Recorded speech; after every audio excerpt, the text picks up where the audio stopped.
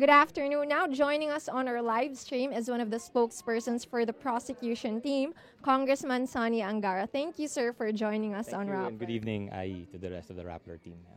Okay, so sir, first one of your witnesses was Director Cataran of the SEC, but Congressman Umali was trying to establish the issues with the loan, but some of the senators were raising that question on the technicality surrounding it, whether it was dead, the company was dead after 2003. So where do you think that testimony went? What was the direction? Well, I think there's a few things that were established definitively. Number one is that the Basa Guidotti Corporation ceased to exist as a corporation in 2003, as of March or April 2003. When I say that, I mean its license was revoked. And secondly, Mrs. Cristina Corona was not among the stockholders of record in the incorporation papers of Basa Guidotti. And Basa Guidotti's registration as a corporation was revoked because of its failure to file its financial statements and general information sheets for many years previous to 2003. Okay, but the prosecution was actually saying that the Chief Justice declared that he took this loan from Basa Guidotti. So what to you is the issue with that? Well, the issue is we're wondering how a corporation which was non-existent or ceased to operate for the greater part of 2003 was able to extend such a loan. And we're wondering if there was a board resolution authorizing that, because when a corporation acts, it usually has to act through its board of directors. And secondly, we're wondering how he was able to pay off that loan, because this loan was declared in 2003, and between 2003 and 2010, the Chief Justice's total net worth increased by about 16 million, and despite that, he was also able to pay off his loan to Basa Guidotti, which is 11 million. So that's a total, over a period of around 6 or 7 years, that's a total cash outlay of about at least 27 million based on declarations, not yet based on the values declared in deeds of sale. These are based on values which we believe are underdeclared. So the actual cash outlay or the amounts paid out by the Coronas over a span of 7 years may be actually bigger than that amount. Let's go to the columns in Makati.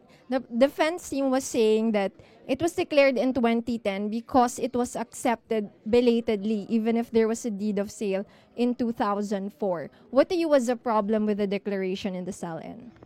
Well, the problem was it wasn't the columns condominium was not declared. Number one, it wasn't declared till 2010, and that was filed in April of 2011. When Ombudsman Gutierrez was already being impeached. So we're wondering why it wasn't declared in 2009, why it wasn't declared in 2008, 7, 6, 5, 4, working backwards, no? If the transfer of ownership really occurred in 2004. And secondly, we have some questions regarding the value.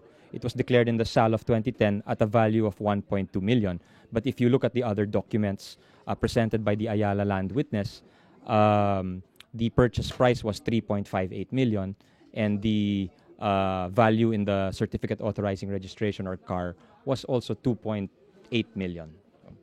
Attorney Esguerra, in his cross-examination of the witness, said there were defects in the columns property, issues with the wiring, with the windows, which was why he said Mrs. Corona delayed accepting this unit. What are your thoughts on that, considering that yesterday we've also had that discussion on defects, damages with another condo unit? Well, regarding the alleged defects of the columns property, I think the witness testified that based on her best knowledge that the keys were already turned over to the Corona couple.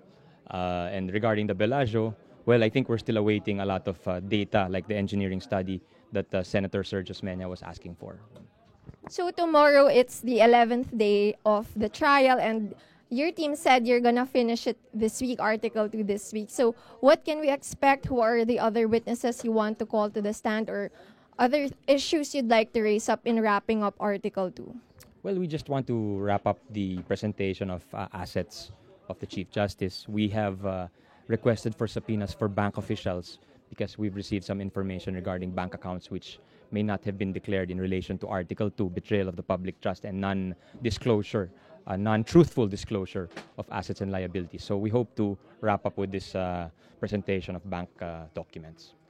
The defense actually filed a motion to oppose your request for subpoena. They were saying 2.4 na naman to you're going into the ill-gotten wealth issue.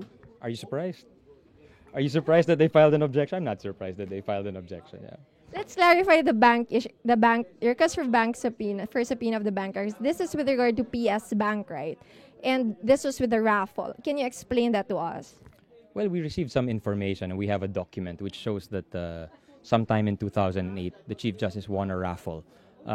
And I think the only entrants to the raffle were account holders. So this shows that, number one, the Chief Justice has an account in PS Bank. And number two, the Chief Justice may have won 1 million pesos. And we're wondering if that's declared in his statement of assets and liabilities. But I'd like to add also, IE, that we also have a request for a subpoena for BPI accounts.